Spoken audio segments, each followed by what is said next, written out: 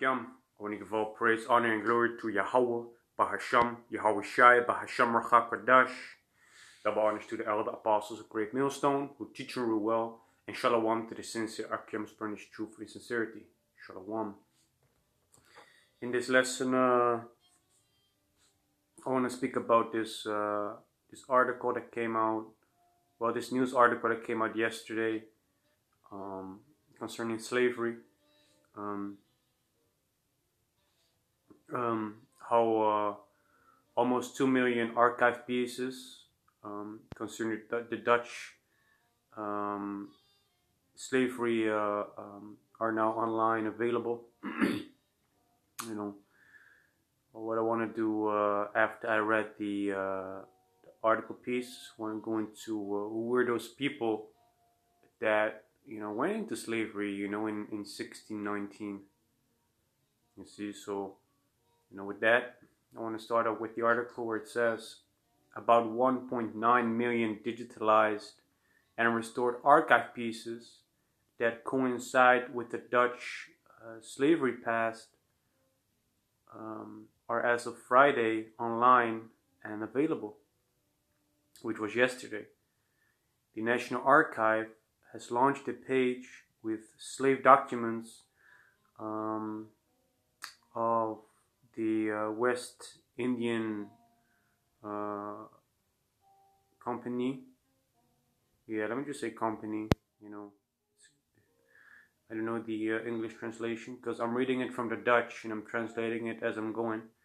So it says the slave trade company Middelburgse Commercie Compagnie and the Sociëteit, which is Society of Suriname, and the archive of the ruling body of the Netherlands, the Dutch. Let me just say Dutch.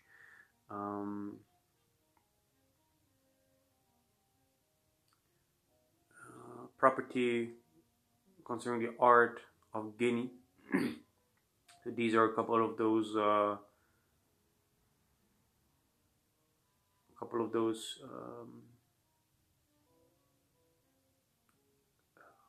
say it, those companies that are basically releasing those documents. It says for the majority it's the ship journals, the plantation lists, docking documents, bills, both business but also personal letters that haven't really been researched. The availability is due to the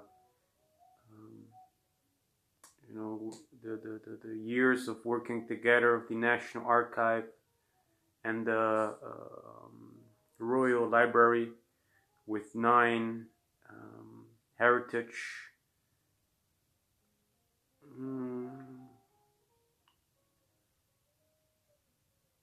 companies from the Netherlands, England, Guyana, and Suriname. Everybody, scientists or amateur, are now able to see what happened on the ship and on the plantations. So it also says how shocking those things were. Can be seen through the history of the ship, the Rusthof, that that has made slaves in 1733. That went from the West African coast to Paramaribo with 719 slaves. But only 334 arrived. Also about 100 sucklings were on their way, who died. So these are just, in this article, just a couple of things can be read concerning how grew the situation was, for basically our people, man. I already spilled the beans, but how gruesome this situation was on just this ship. How much more in the plantations? How much more when these people were in captivity, man? When they were, beaten, whipped, hung, their bellies cut. When they wanted to play games about, Is it going to be a man, or basically going to be a boy or a girl? You know, placing bets on which one it's going to be. You know, feeding those babies to the alligators. You know, these are things that are not mentioned in this article, but these are things that did happen. You know, so it says at the auction block in Paramaribo, 3 more people died. You know, that's how bad those living conditions were. It's what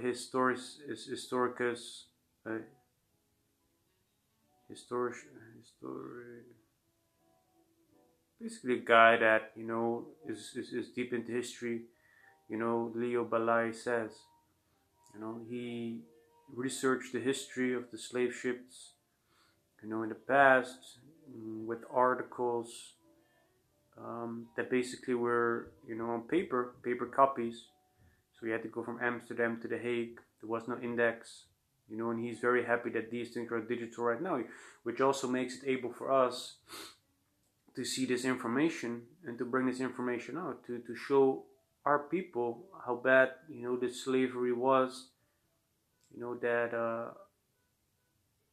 you know, a large portion of our people had to go through, you know, that went on the slave ships from West Africa, you know. So the first thing that I want to do, you know, because I just spoke about how this information is now available, but I promise you that I would speak on, you know, who were those people that went into slavery, you know. And the first scripture that I want to grab is in the book of Romans. Romans chapter 8 verse 16, where it says, the Spirit itself bears witness with our spirit that we are the children of the Most High. You know, and you know, this is you know, this can be seen as twofold, because within our body we have a spirit too that is able to show you that we are children of Yahawashi. You know, but the Spirit also refers to the Scriptures. You know, as we can read in John chapter 6, verse 63. It is the Spirit that quickeneth, the flesh profiteth nothing. The words that I speak unto you, they are spirit and they are life. You see? So these words, the words of the Scriptures, they are spirit and they are life. You know, and they show you that we are the children of Yahawashi. You know, in this video, I started off the article, you know, with you know, information concerning slavery, that these archive pieces concerning the Dutch, you know, and a couple other places concerning their history concerning slavery is available. You know, but we know that according to the Scriptures that it were the Israelites, you know, that would go into captivity by slave ships if they would not listen to the words of Yahawashi. You see? And we can find that information in Deuteronomy chapter 28 to be precise. You know, it's like my eyes a little bit. It's a bit, you know.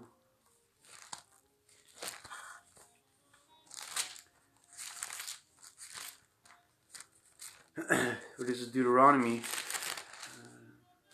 chapter 28.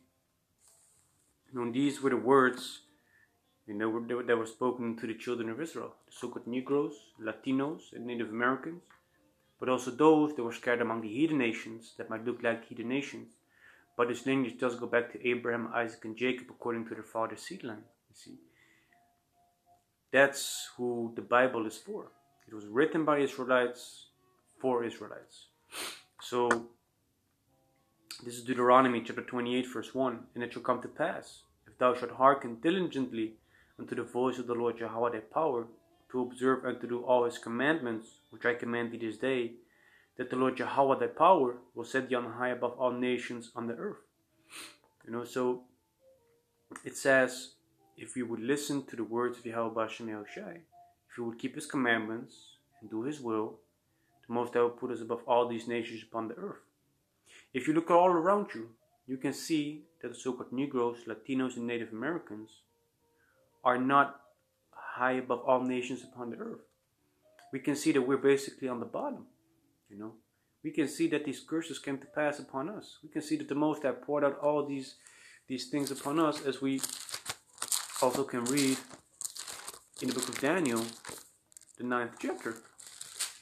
You know.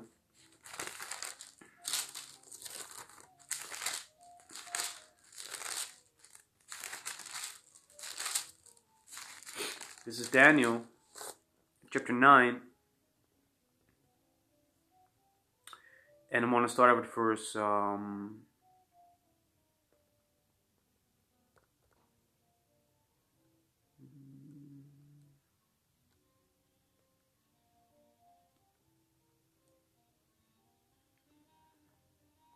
10. Neither have we obeyed the voice of the Lord Yahawah of power, to walk in his laws which he set before us by his servants the prophets. Yea, all Israel have transgressed thy law, even by departing, that they might not obey thy voice. Therefore the curse is poured upon us, and the oath that is written in the law of Moses, the servant of the Most High, because we have sinned against him. And he hath confirmed his words which he spake against us and against our judges that judged us, by bringing upon us a great evil, for under the whole heaven hath not been done as hath been done upon Jerusalem. So this shows you that we as a nation, we obeyed not the words of Yahweh Bahasham Yahawashi by keeping his commandments, and therefore he put the curses upon us that were written in the law of Moses, which are basically the first 5 books. You see, which also includes the curses written in Deuteronomy, the 20th chapter. You know, and I read, you know, the first and the second verse. What would happen if you would listen? But we just found out that we did not listen. So what would happen if we would not listen to the words of Yahweh Bahasham Yahawashi? Let's go to verse 15. Deuteronomy chapter 28, verse 15. But it shall come to pass, if thou would not hearken unto the voice of the Lord Yahawah thy power, to observe to do all his commandments and his statutes, which I command thee this day, that all these curses shall come upon thee and overtake thee. So if you would not listen to his words, if you would not obey Yahweh Bahasham Yahawashi, all these curses would come upon us. You know, and I spoke about in the beginning concerning this article concerning slavery, you know, and how the Spirit bared witness that these words of the scriptures, they are spirit in their life, that they would basically testify that we are the children of Yahweh Bahasham Yahawashi. So if we go to verse 68, you know, I'm going to show you that the people that went into slavery in 1619 were the Israelites, you know, the so-called Negroes, you know, they fled into Africa after 70 AD, after the destruction of Jerusalem, you know, with the Roman, due to the Roman armies, which also is contained in the scriptures, which I'm not going into in this lesson, you know, but this is Deuteronomy chapter 28, verse 68. And the Lord Yahawah shall bring thee into Egypt again with ships, by the way whereof I spake unto thee. Thou shalt see it no more again, and there ye shall be sold unto your enemies for bondman and bondwoman, and no man shall buy you. So it says, and the Lord Yahawah shall bring thee into Egypt again, because we already served captivity under the Egyptians. You know, they enslaved us and they treated us, you know, with rigor, you know, with hard bondage. You see, so we would basically go into a same type of, you know, we basically would go back into slavery. That's what it goes into, because if we go to Exodus chapter 20, and let me just start at verse 1. And the Most High spake all these words, saying, I am the Lord Yahawah thy power, which brought thee out of the land of Egypt, out of the house of bondage. So Egypt was referred to as the house of bondage, which the bondage goes into slavery. So if we go back to Deuteronomy chapter 28, verse 68, and we read the word Egypt, we know now that it means bondage, that we will go into slavery again. But this time it says, with ships, by the way whereof I spake unto thee. You see? So, what happened on the west coast of Africa? You know, our people, you know, the southern kingdom, you know, Judah, Benjamin, and Levi, they were put on ships, and they were sailed from the west coast of Africa all the way to America, you see. And one of those ships was called Jesus, you see. So how are our people, bound down to Caesar Borgia in this day and age, because this information is available, But hey, these people they suffer from how you say it, Stockholm syndrome, loving their oppressors, you see. So it says, "Thou shalt see it no more again." We would not see the land of Israel again, And there you shall be sold unto your enemies for bondman and bondwoman, and no man shall buy you, And it says, "And there you shall be sold unto your enemies for bondman and bondwoman." What does that mean? We will be sold as slaves. In this same article, it also says,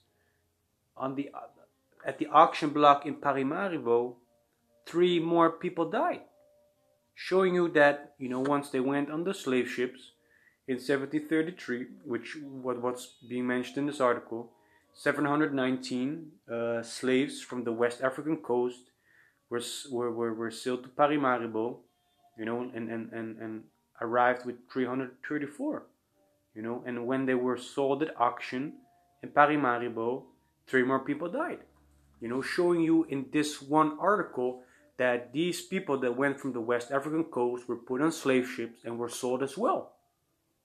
You see, you understand what I'm talking about? How the Spirit bears witness with our spirit that we are the children of Yahawah, Bahasham, Yahawashi. And this is where people get confused, because it says, "And no man shall buy you." You see, so people think it's contradicting, like, okay, you're going to be sold, but no man's going to buy you. No, the word "buy you" over there means redeem. No man is going to redeem us from our state that we're in, because that's what Yahawashi is going to come to do. He's going to deliver us from the last captivity that we are suffering right now. You see, because we are, yet to this day, you're still in our captivity. If we can read in the book of Baruch.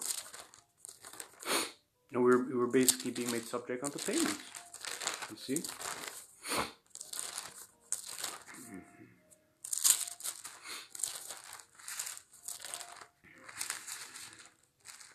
This is the book of Baruch, chapter 3, verse 8. "Behold, we are yet this day in our captivity, where thou hast scattered us, for a reproach and a curse, and to be subject to payment, according to all the iniquity of our fathers, which departed from the Lord Yahawah our power." You see, so we are still in captivity because of the iniquity that, that our nation did back in the days. You see? But concerning that no man shall buy us, which goes into redeem, which is kwana, which means redeem, that is what Yahawashi is going to do, because it reads in Isaiah chapter 47, it reads how he shall not meet this, he shall not come back as a man. You see? Because when he comes back in his, how you say it, in his glorious body, man.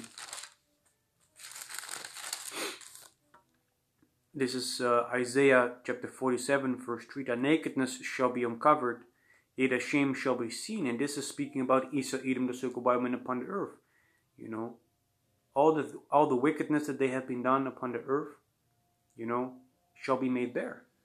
Shall be able to be brought forth. People gonna know and see, like, this is the wickedness and the shit that they have been doing upon the earth.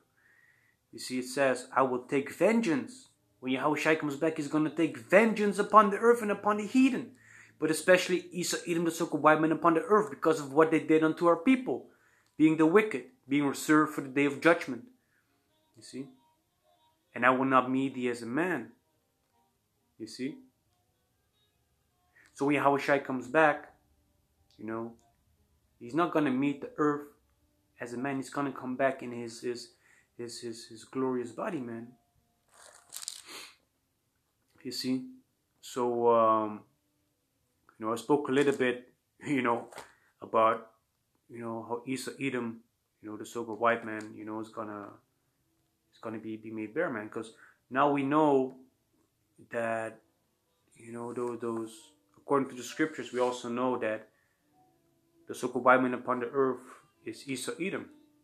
You know, and they're being used by Bahasham Yahawashi as a whipping stick, you know, to punish our people, as it also says in the book of Psalms. You see, so Edom, you know, has been doing the work of Bahasham Yahawashi on the left-hand side, you know, putting us into slavery, beating us up, you know, making us grow all these sufferings. You see, but these things were all because of our own iniquity. You know, this is Psalms chapter 17, verse 13. Arise, O Lord Yahawah, disappoint him, cast him down. Deliver my soul from the wicked, which is thy sword. You know, we know that the wicked is Esau, Edom, that took by men upon the earth, also being referred to as the devil and Satan in the scriptures.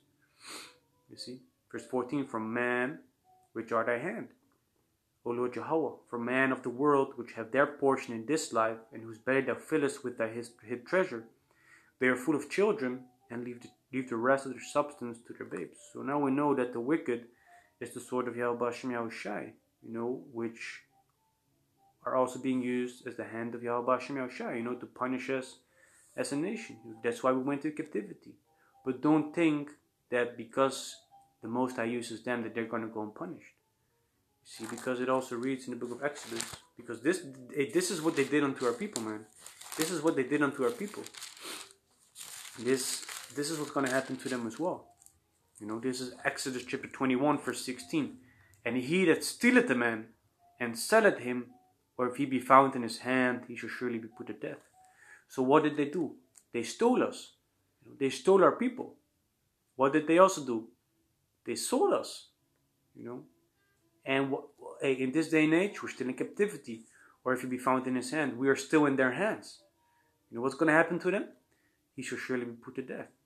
See, these people are going to be punished for what they did unto us. You know, they stole us, they sold us, and we're still in their hands. We're still under their rulership. You know, so they're surely going to be put to death. Of course, when Yahawashi comes back, you know, this kingdom has to be rebuilt up. You know, and our kingdom needs to be established. The kingdom of Yasha Allah, you know, which, you know, all these nations are going to go into slavery for 1,000 years. Edom is going to be gonna receive double, you know, for what they did unto us. And after 1,000 years, they're going to be exterminated. You know, no more white people upon the earth. No more so-called white people that go back to Esau, Edom, the so-called white men upon the earth. You see. So to make that point as well, you know, this is Revelation chapter 13, starting up verse 9. If any man have an ear, let him hear. You see, people have ears. You hear things. Right now I hear music. But it also goes into, do you understand what the next verse is going to say? Do you understand what that means? Esau, Edom, you know, you so-called white people, do you know what this next verse is going to mean? Verse 10, he that leadeth into captivity shall go into captivity. He that killeth with the sword must be killed with the sword. Here's the patience and the faith of the saints.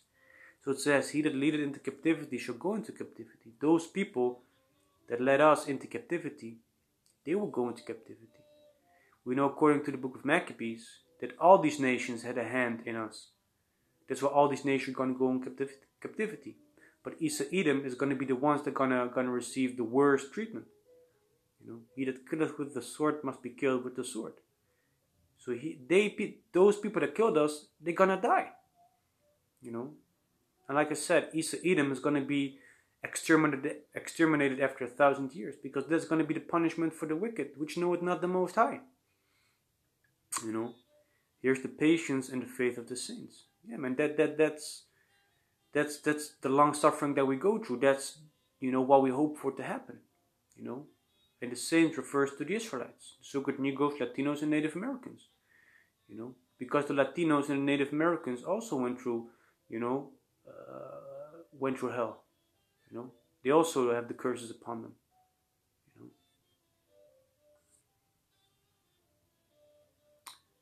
You know, so Lord willing, you know, this lesson was edifying. I went into, you know, how much more information is available over in the Netherlands concerning the Dutch slavery that took place in the past. I explained that, those people that went into slavery in 1619, on the slave ships, were the Israelites, and to be precise, the majority of those people, were the southern kingdom, Judah, Benjamin, and Levi, for the majority, and these were Israelites. You see, so what they did, they took Israelites, the people of Yahawashi and Yahawashi, the chosen people of the Most High, they took them into slavery. Do you think that the Most High is gonna wink at that?